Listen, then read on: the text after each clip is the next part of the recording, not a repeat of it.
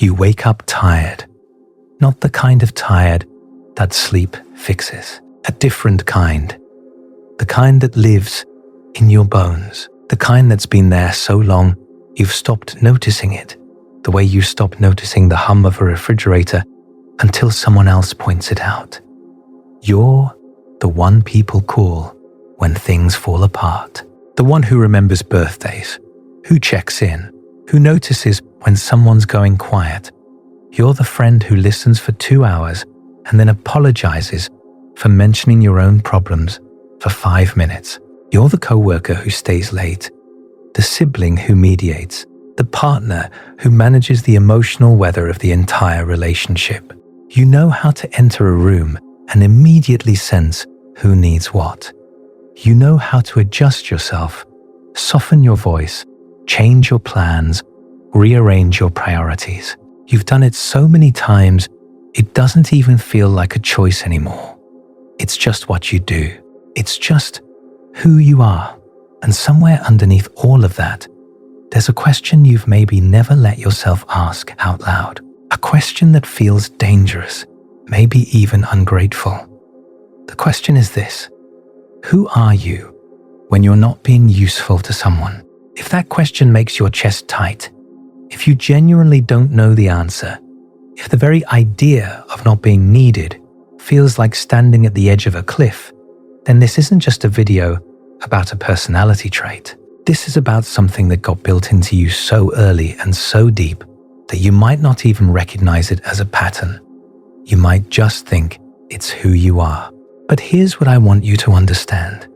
The belief that your worth depends on what you provide to others, that you are only valuable when you are helping, fixing, managing, anticipating, smoothing things over.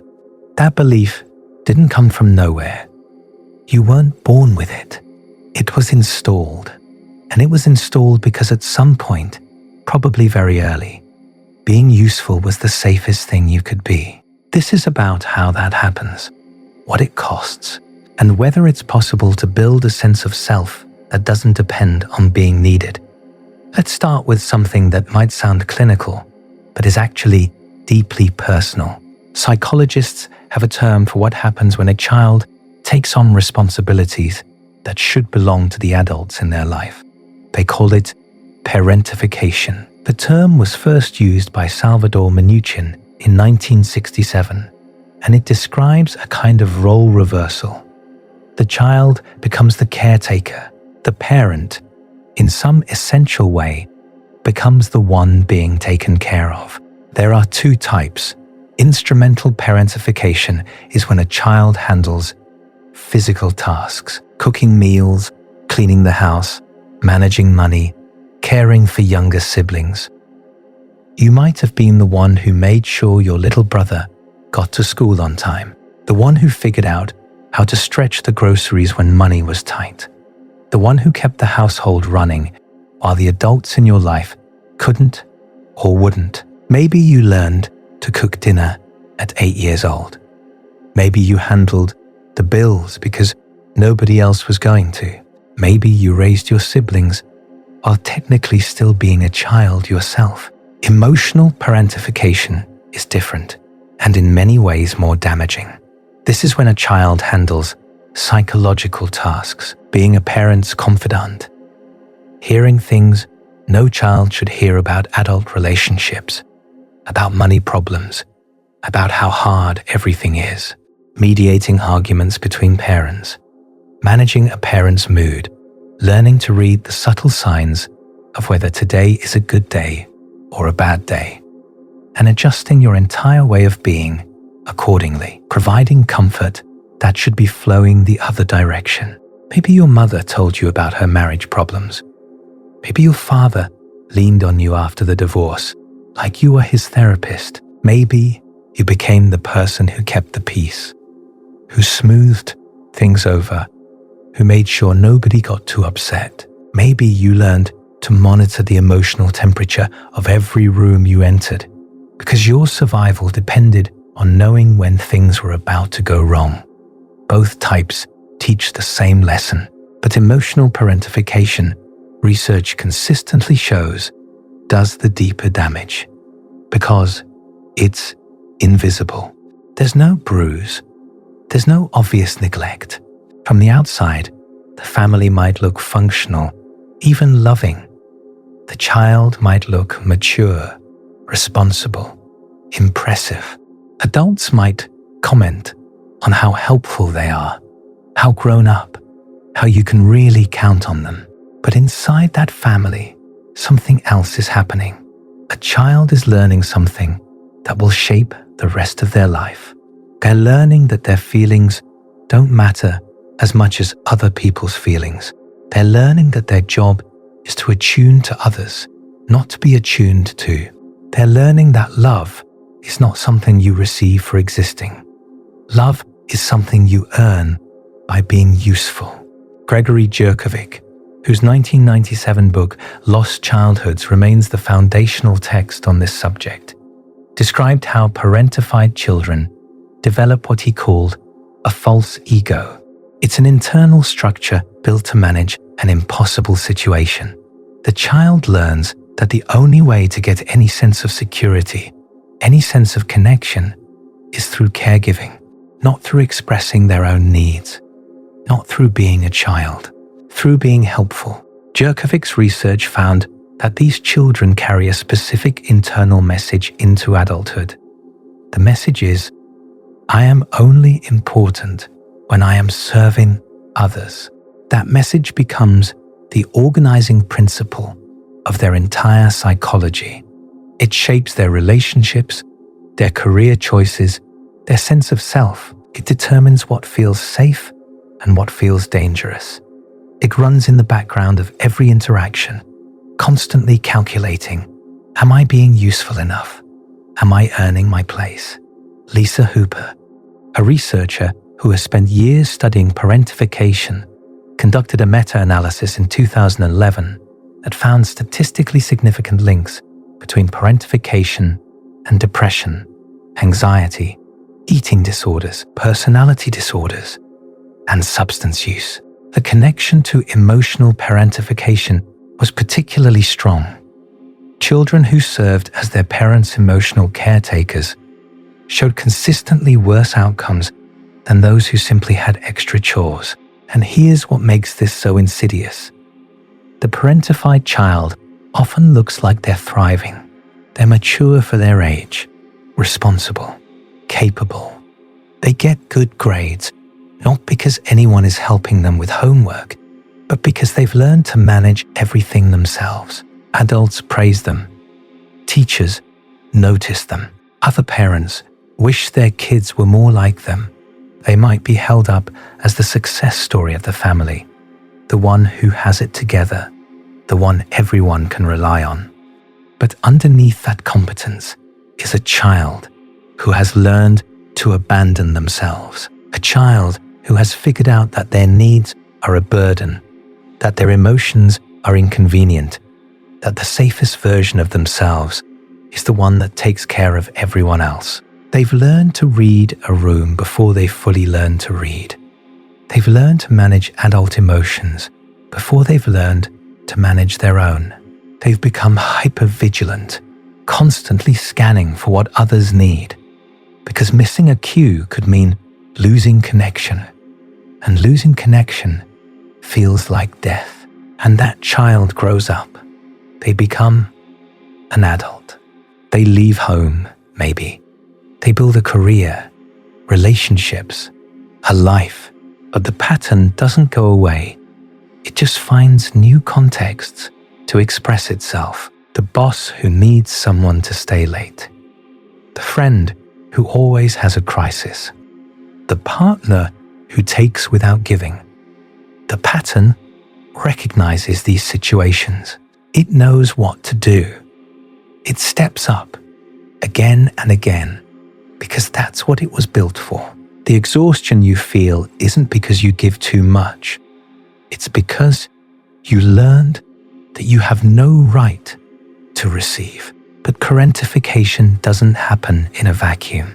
It happens inside family systems that have their own logic, their own unspoken rules. And one of the most important contributions to understanding this came from a Hungarian-American psychiatrist named Ivan Bozomenyi-Nagy. He developed something called contextual family therapy, and his central idea was that families operate on a kind of invisible ledger. Think of it as an unconscious accounting system. Every family member is tracking, without necessarily knowing they're tracking, who gives and who takes, who sacrifices and who benefits, who puts in and who withdraws. When the ledger is balanced, relationships feel fair. There's a sense of mutual contribution, of give and take that evens out over time. When it's unbalanced, something has to shift. Now here's where it gets complicated. Parents who didn't get their needs met as children often carry that deficit into their own parenting. They're operating from a kind of emotional debt. They needed things they didn't receive. They needed attention, validation, care, presence. And that unmet need doesn't just disappear when they grow up and have children of their own. It goes underground. It becomes a kind of hunger that shapes how they relate to everyone around them, including their children. And without meaning to, without conscious awareness, they may look to their children to balance the ledger. The child picks up on this. Children are remarkably attuned to what their parents need. They sense the gap. They sense the hunger. And they try to fill it. Not because anyone asked them to, at least not in words, but because the family system requires it.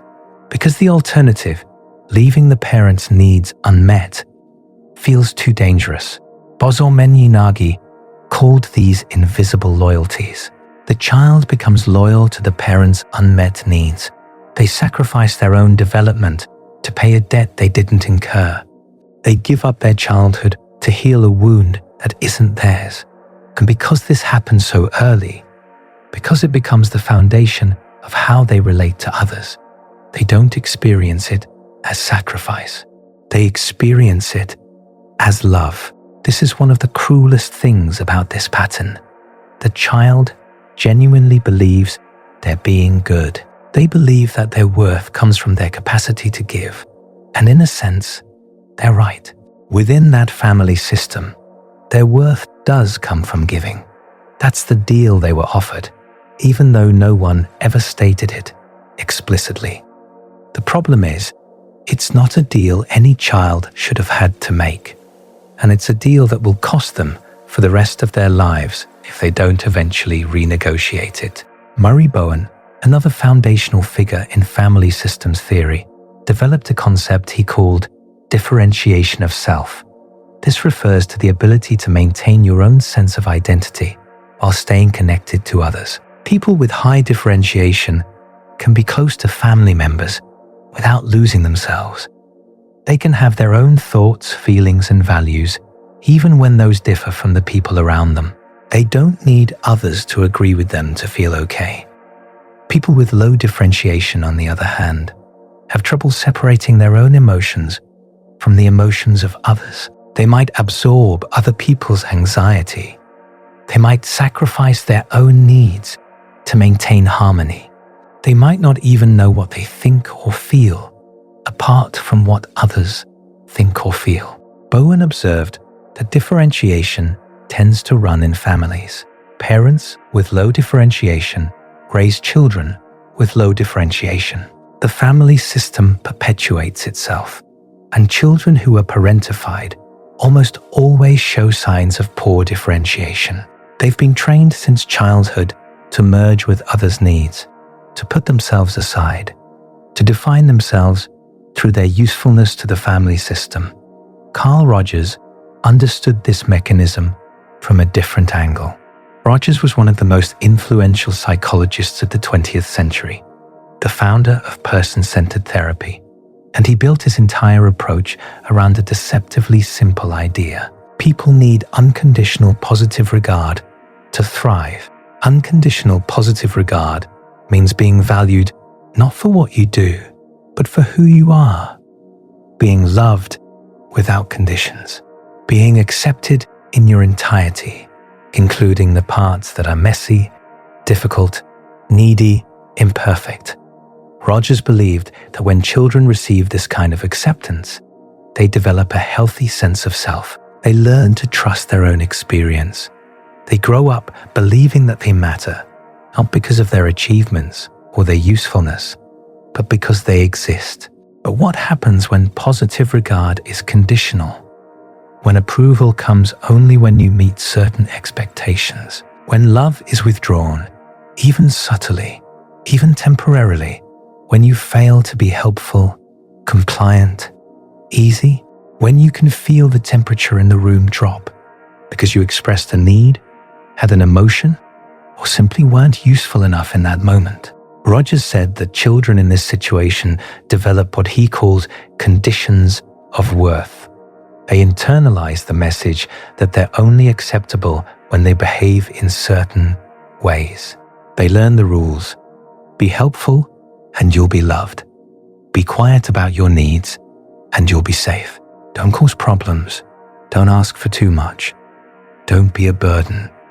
And gradually, they stop trusting their own inner experience. They stop asking, what do I want? What do I feel? What matters to me? Those questions become dangerous. The answers might lead somewhere unacceptable. Instead, they ask, what do others need from me? What will keep me safe?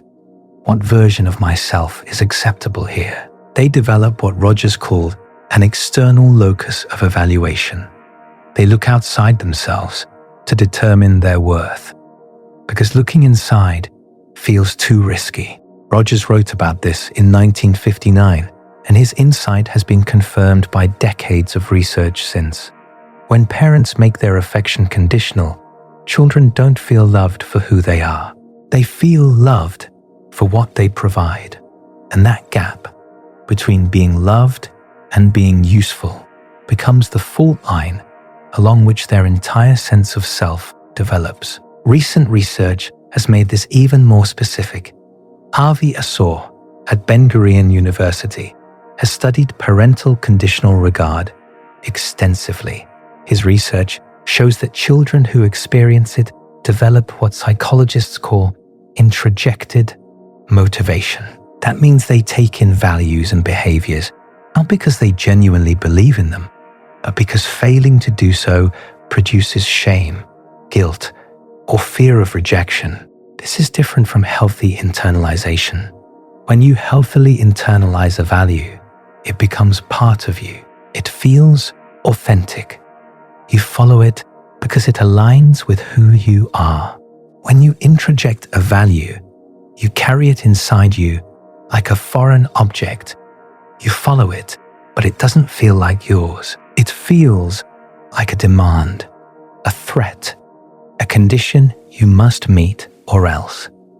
And if you're someone whose entire identity was built around being useful, you might recognize this feeling. The sense that you're performing a role, even in your most intimate relationships. The sense that if you stopped performing, something terrible would happen. Maybe people would leave. Maybe you would cease to exist in some fundamental way. Maybe you would discover that, without your usefulness, there's nothing there at all. A 2023 meta-analysis looking at parental conditional regard found that it prevents children from developing what researchers call optimal secure self-esteem. And critically, the research found that once low and insecure self-esteem develops, it shows 98% stability over time. That means it's incredibly resistant to change. The patterns set early become deeply entrenched.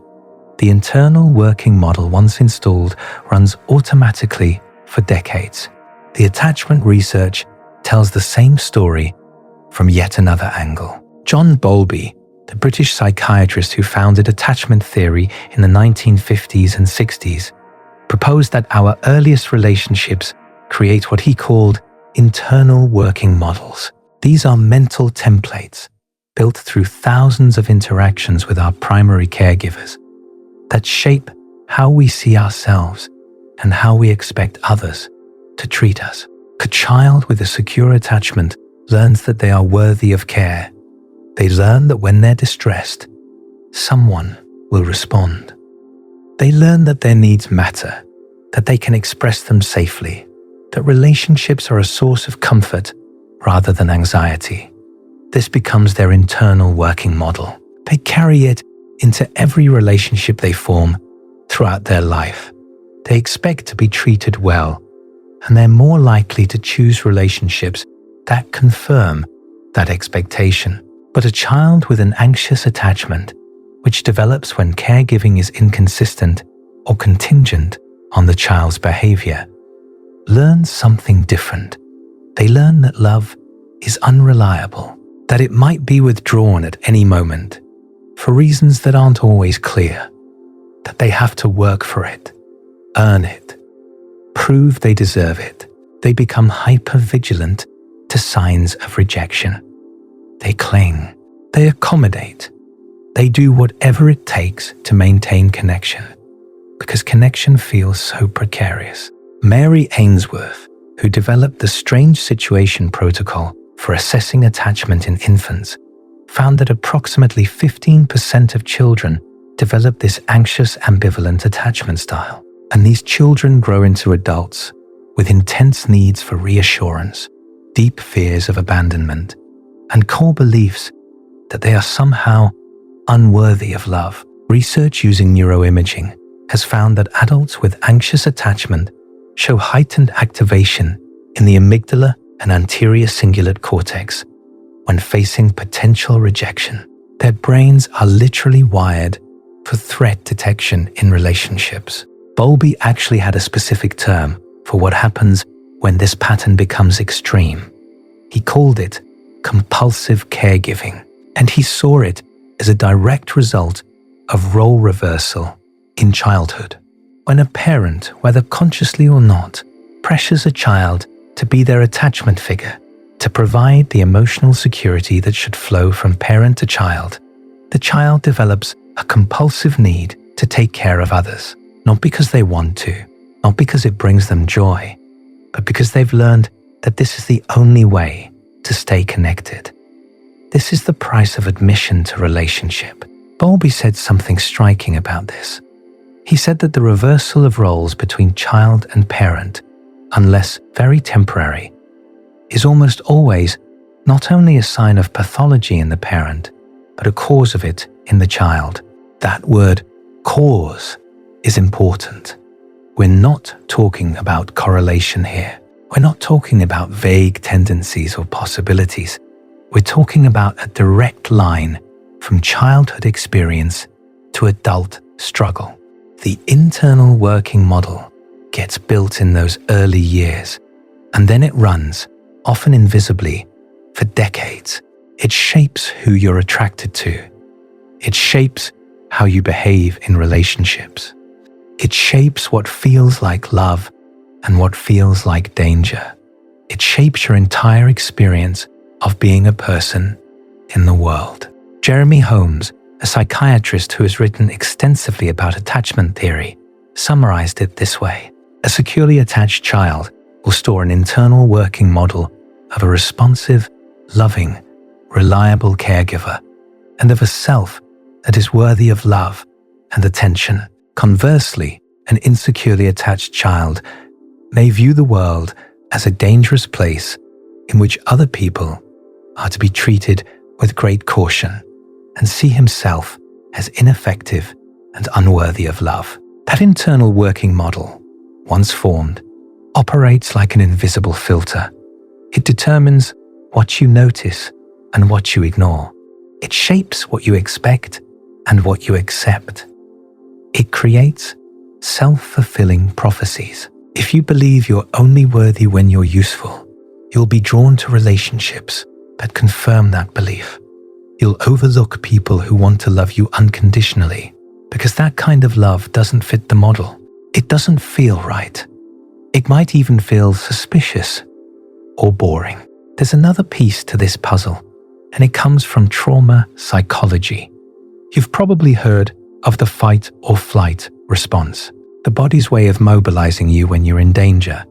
Your heart rate increases, your muscles tense, stress hormones flood your system, and you're prepared to either confront the threat or run from it. You might have also heard of the freeze response, when fighting and fleeing aren't options.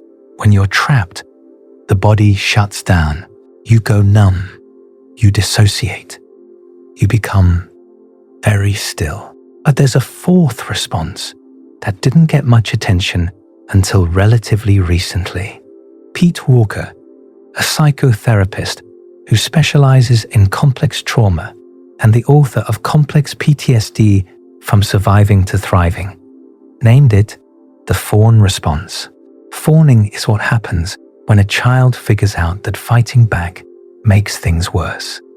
Maybe they tried, once, to stand up for themselves, and the consequences were severe.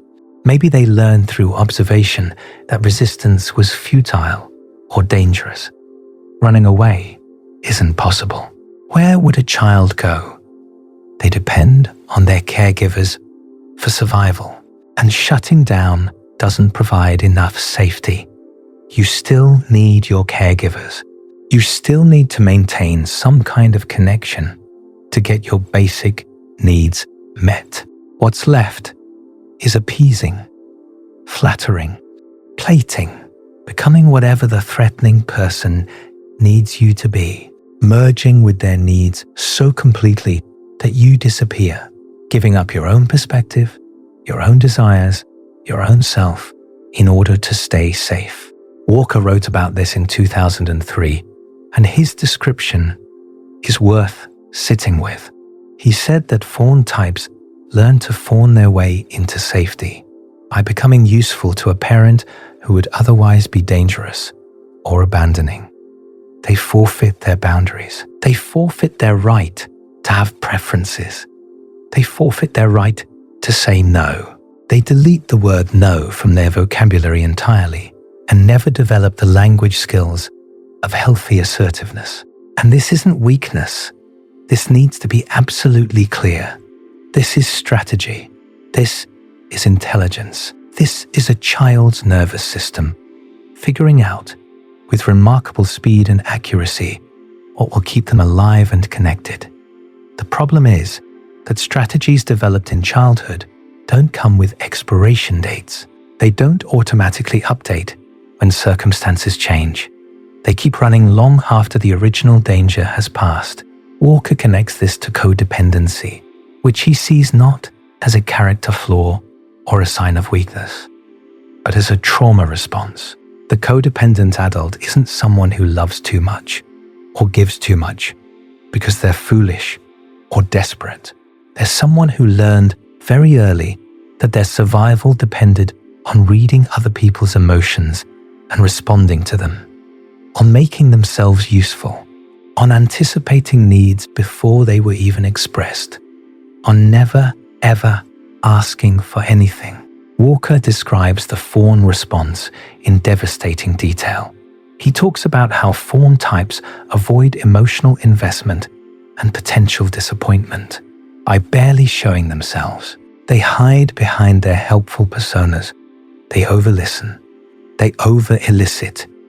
They overdo for others. They give service, but never risk real self-exposure. And they don't even know they're doing it.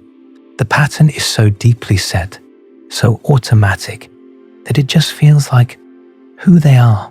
He describes the fawn response as a way of relating to others that is based on the unconscious belief that the price of admission to any relationship is the forfeiture of one's needs, rights, preferences, and boundaries.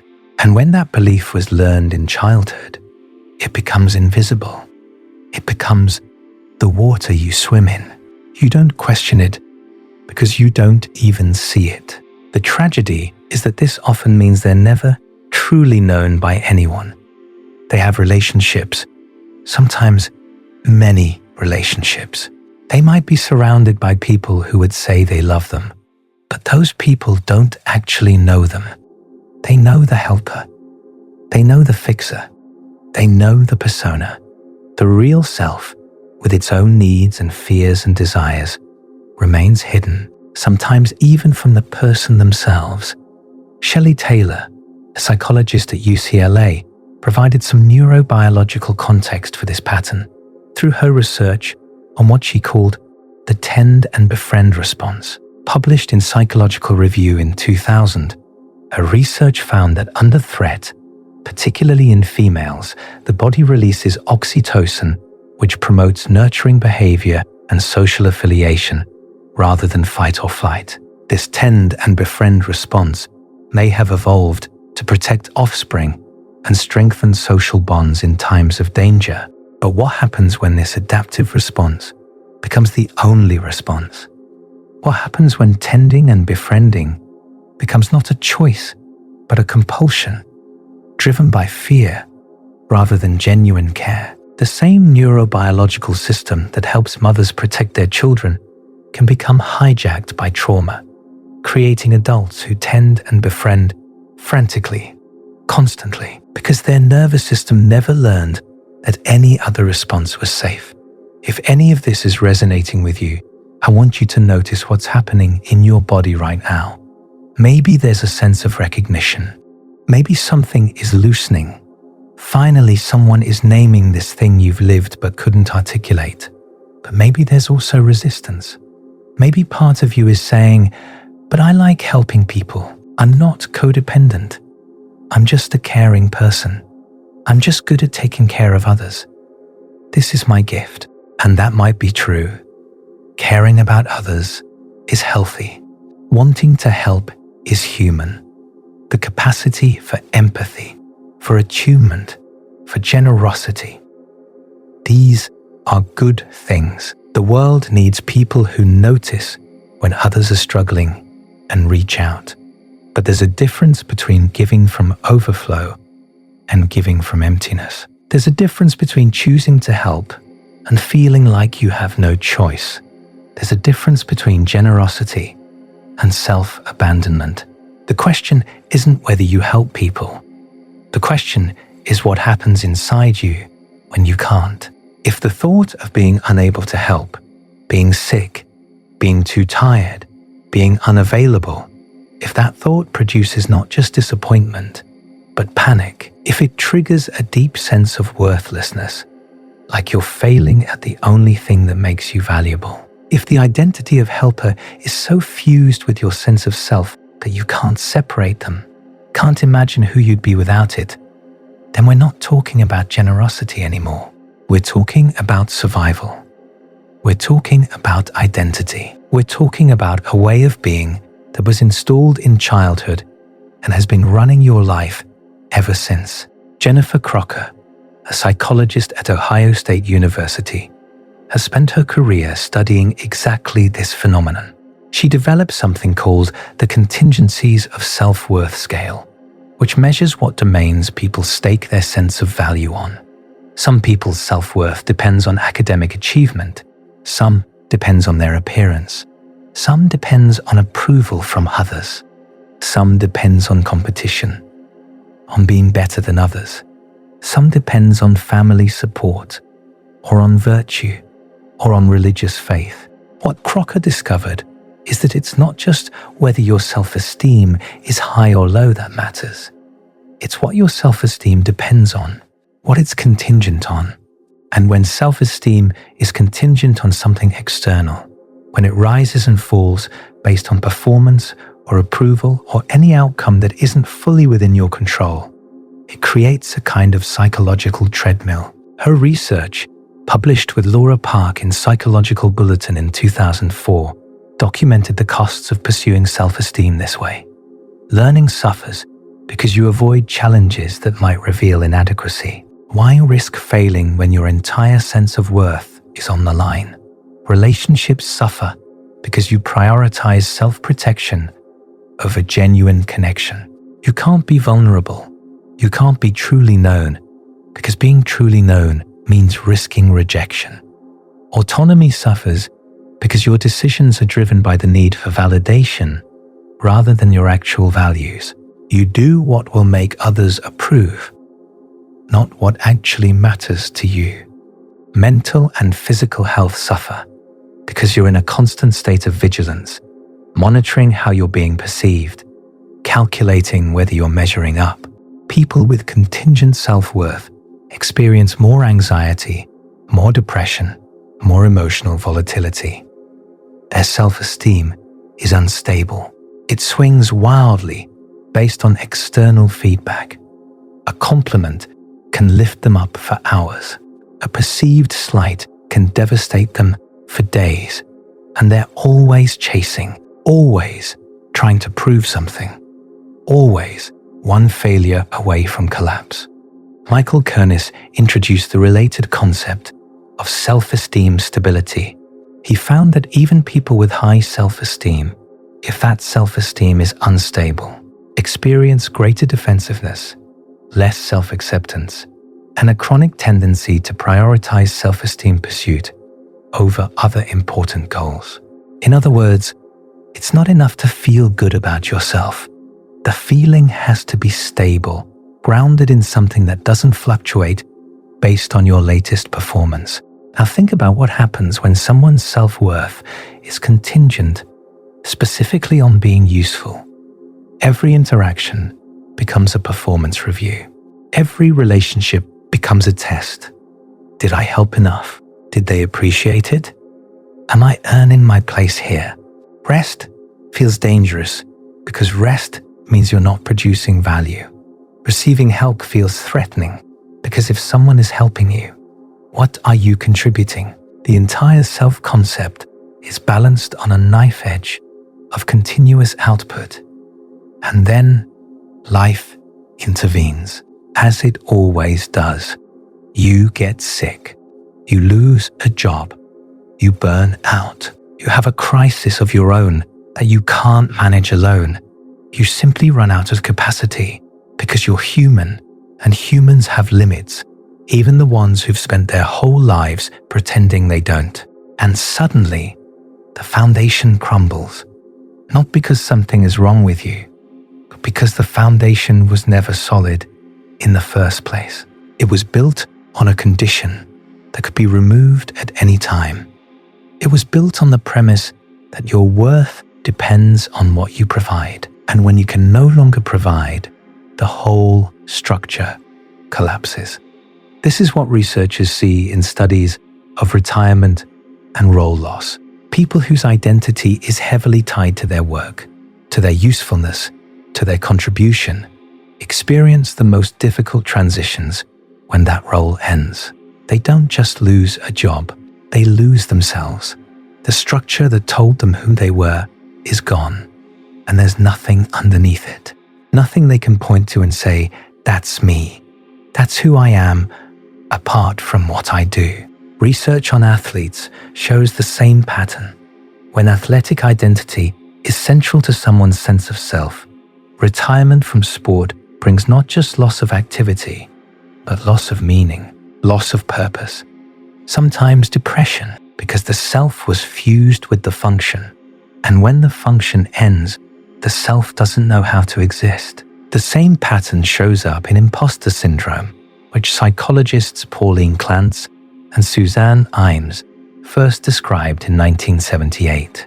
People with imposter syndrome believe that despite their achievements, despite the evidence, they're frauds. They attribute their success to luck, or to fooling people, or to working so hard that they've managed to compensate for their fundamental inadequacy. They live in constant fear of being exposed. What's underneath imposter syndrome? Often, it's contingent self-worth. If your sense of value depends entirely on performance, then no amount of performance is ever enough. Each achievement just raises the stakes for the next one. You can't internalize success because success isn't touching the actual wound. The wound is that you don't believe you're inherently valuable. You believe your worth depends on what you do, and no achievement can heal that belief because the belief existed before the achievement, and it interprets every achievement through its own lens. There's another cost to this pattern, and it shows up in relationships. If you've built your identity around being the helper, the fixer, the one who holds everything together, you will often attract people who need fixing. Not always, not inevitably, but often. Because that's the dynamic you know. That's the dance you learned. That's what feels like relationship to your nervous system. This isn't about blame. People don't consciously seek out one-sided relationships. Nobody wakes up thinking today, I'll find someone who will take and take while I give until I'm empty. But internal working models operate beneath conscious awareness. They shape who you're drawn to, what feels familiar, what feels like love. For someone who learned early that love means being needed, a relationship where you're simply loved, where someone wants to take care of you, where you're not required to earn your place, that relationship might feel wrong. It might feel boring. It might feel suspicious, like there must be a catch somewhere. It might feel uncomfortable, like you don't know how to be in it, like you don't know what you're supposed to do, because the template doesn't match. Meanwhile, a relationship where you're constantly giving, where your partner takes without reciprocating, where you're exhausted but feel needed, that relationship might feel right. Not because it's healthy, because it's familiar. Because it confirms the belief you've carried since childhood. You matter when you're useful. Without usefulness, you disappear. This creates a cruel cycle. The helper attracts takers. The takers drain the helper. The helper tries harder, gives more, works to close the gap. The takers take more because the relationship has been structured to support their taking.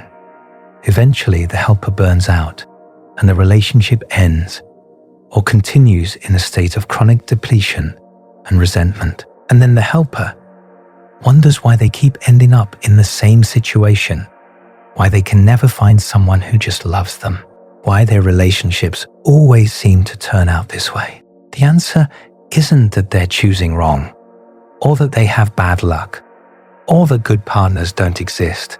The answer is that the filter through which they're choosing was set a long time ago by experiences they might not even consciously remember. And until that filter is updated, it will keep selecting for the same dynamic. It will keep finding the takers and missing the givers, and recreating the only kind of relationship it knows how to be in. There's also the problem of receiving.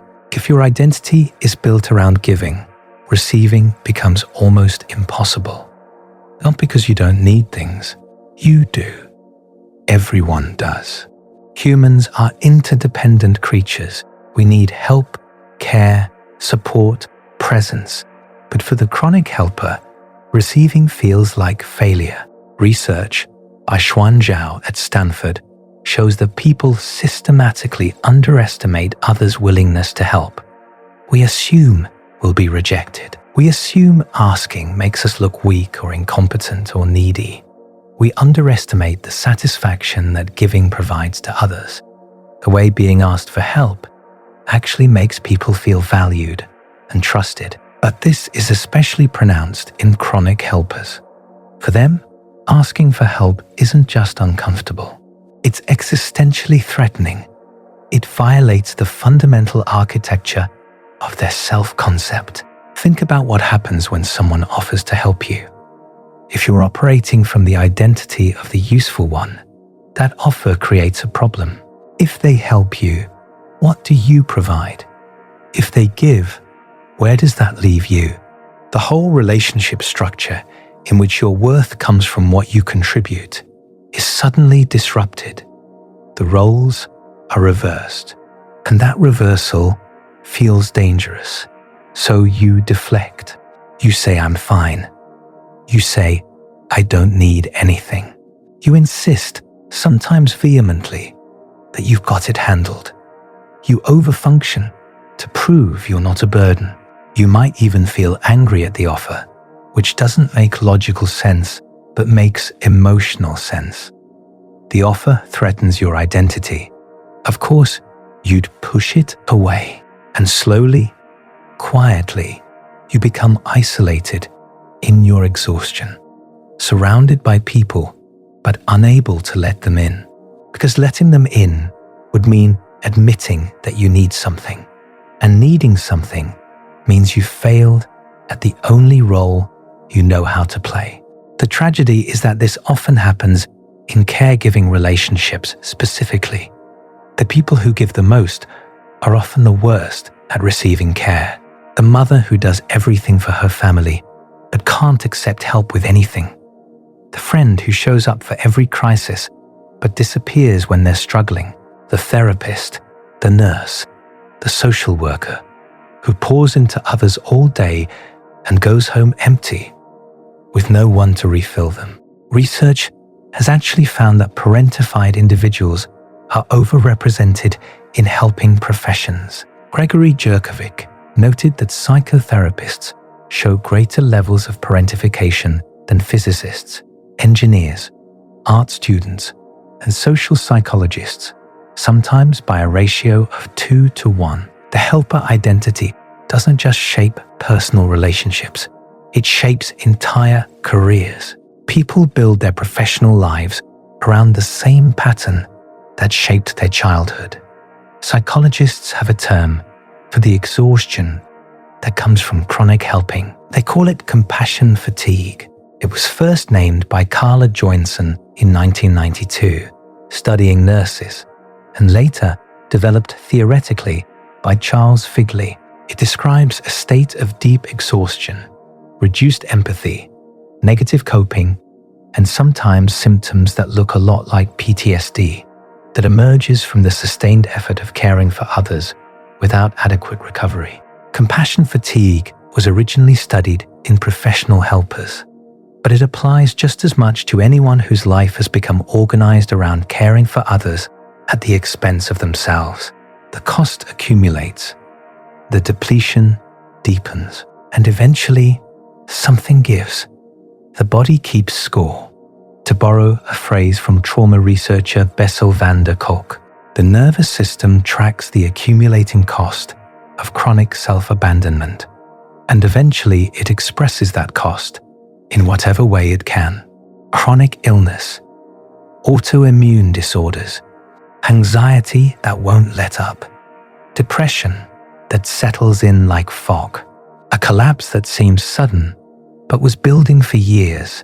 Gabor Mate, the physician and trauma expert, has written extensively about this connection between emotional patterns and physical health. His book, When the Body Says No, documents case of people whose bodies expressed what they couldn't allow themselves to feel or say. People who spent their lives putting others first, never expressing anger, never acknowledging need, never saying no, and then developed serious illness. Mate argues that the repression of healthy self-assertion is a significant risk factor for disease, not because negative emotions cause illness directly, but because the chronic stress of self-abandonment takes a physiological toll. The body can only compensate for so long. It can only run on fumes for so many years. Eventually, it forces you to stop, one way or another. But here's where the story turns. Because none of this is permanent. The patterns were learned, which means they can be unlearned. The internal working models were built in childhood, which means they can be updated in adulthood. The Fawn response was a survival strategy, which means it can be recognized, understood, and gradually released. This is not easy work. I want to be clear about that. You can't just decide to stop being this way. You can't read an article or watch a video and suddenly be healed. The patterns are wired into your nervous system. They're reflexive. They operate faster than conscious thought. They've been running for decades, but they're not fixed. They're not who you are. They're adaptations, brilliant, creative adaptations that kept you safe in circumstances that required them. And adaptations can change when the circumstances change. Richard Schwartz, who developed internal family systems therapy, offers one of the most helpful frameworks for understanding this process.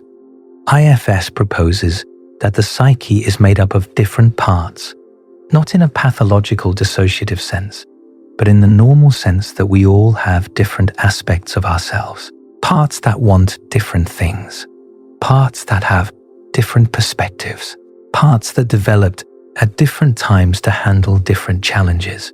Some parts are what Schwartz calls managers.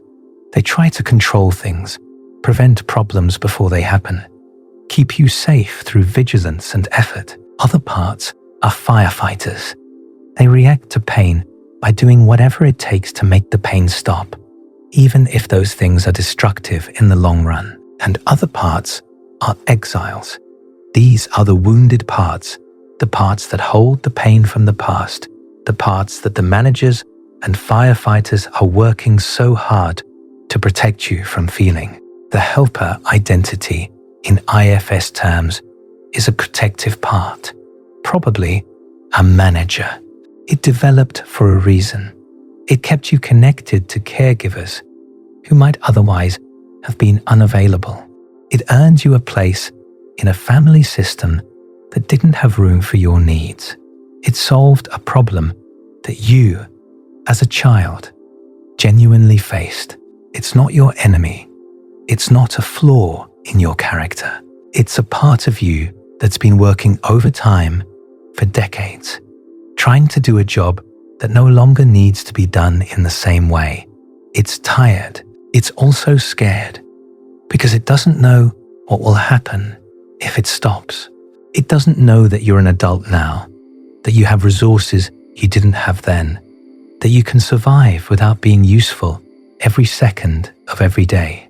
Schwartz discovered that beneath all these protective parts, there's something he calls the self, capital S.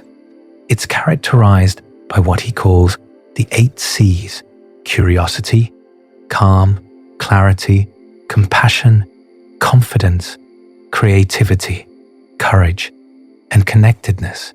And it's not something you have to build or achieve. It's already there. It's who you are when the protective parts relax, when they're not working so hard, when they trust that it's safe to step back. IFS has been added to the National Registry of Evidence-Based Programs and Practices. It's been shown effective for trauma, depression, anxiety, and a range of other conditions. And its core message is deeply relevant here. The useful one, the helper, the caretaker, that's a part. It's not the whole. It's not the self.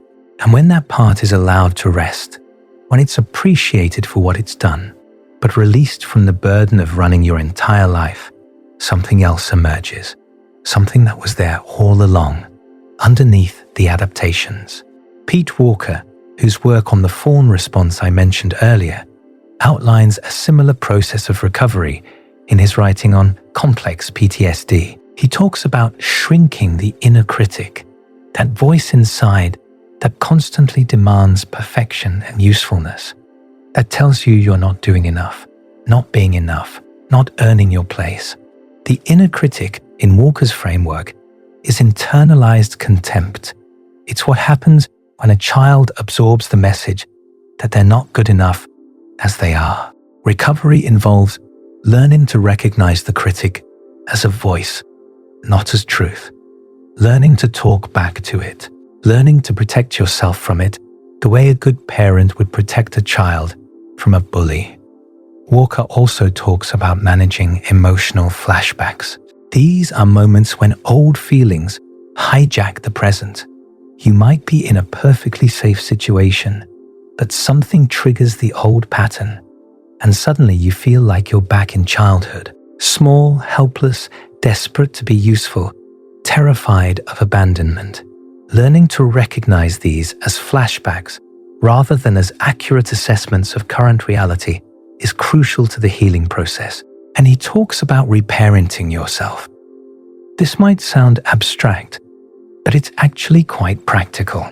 It means learning to give yourself the care and protection you never received, setting limits with people who take too much, speaking kindly to yourself when you make mistakes, allowing yourself to rest without having to earn it, treating yourself the way you would treat someone you love. Gabor Mate developed an approach called compassionate inquiry that gets at the core question directly. He asks, what did you have to give up in order to survive your childhood? What parts of yourself did you have to suppress, disown, or hide? What adaptations did you make that were necessary then, but are limiting you now? For people whose identity was built around being useful, the answer often involves giving up their own needs, giving up their own feelings, giving up their right to exist without producing value. Compassionate inquiry creates space to reconnect with those abandoned parts, not by forcing anything, not by dramatic catharsis, but by gently asking what happened. What did you learn? What did you have to believe about yourself in order to make sense of your experience? Mate points out that we're not working against ourselves in this process. The adaptations weren't mistakes. They were the best solutions available at the time. A child who had to become useful in order to stay attached to their caregivers made a rational choice given the circumstances. The work isn't to condemn that choice. It's to recognize that the circumstances have changed and the choice can be revisited. This brings us to something important: boundaries. If your identity was built around being useful, the word boundary might make you uncomfortable. Boundaries can feel selfish, unkind, like a betrayal of who you're supposed to be, like an abandonment of the people who need you. The very concept might trigger the old fear. If I have boundaries, people won't want me anymore. But boundaries aren't walls. They're not about keeping people out or refusing to help anyone ever again. They're definitions. They're clarity about where you end and someone else begins. They're acknowledgement that you are a separate person with your own needs, limits, and capacity.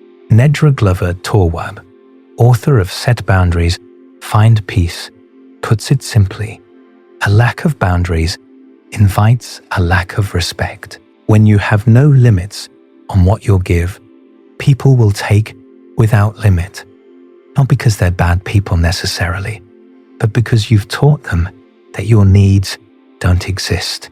You've set up the relationship so that your job is to give and their job is to receive, and they're just following the script you wrote.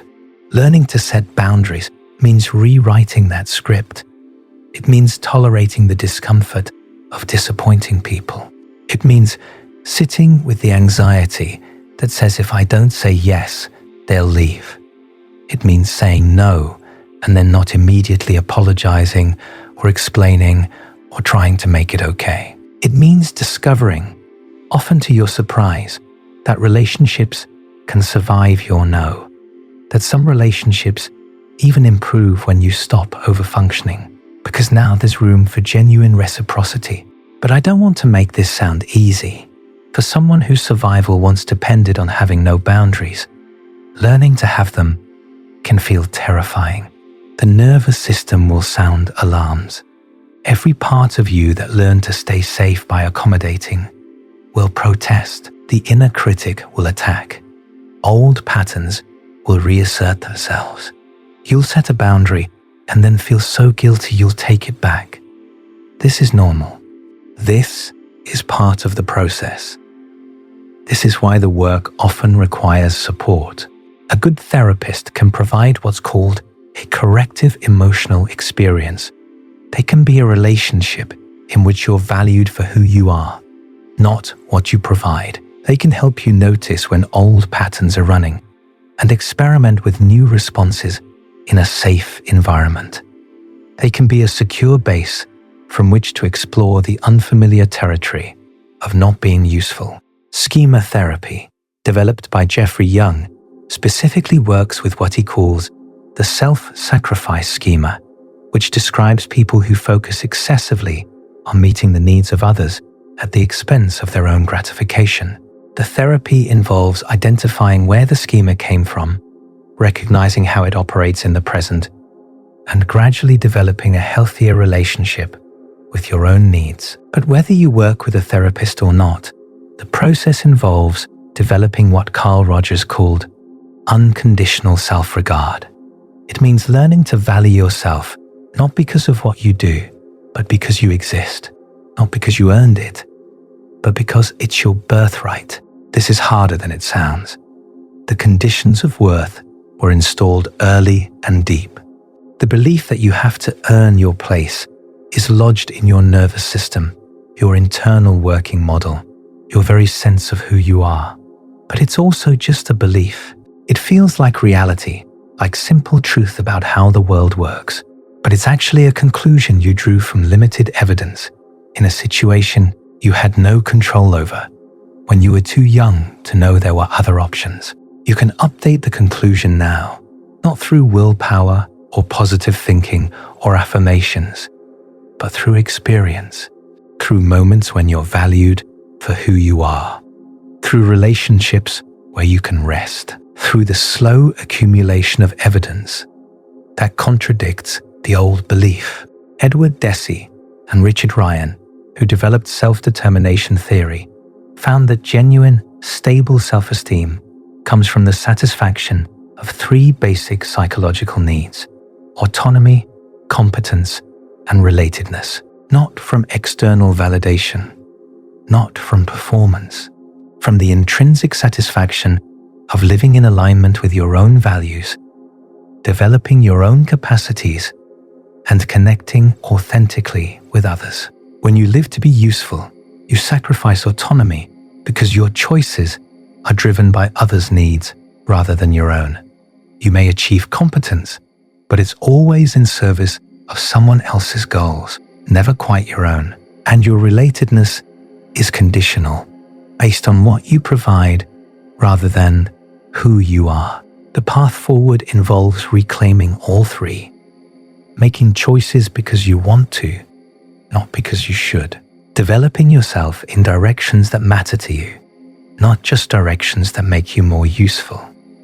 Connecting with people who see you, the actual you, not just what you can do for them. This doesn't mean you stop helping people. It doesn't mean you become selfish or cold or unavailable.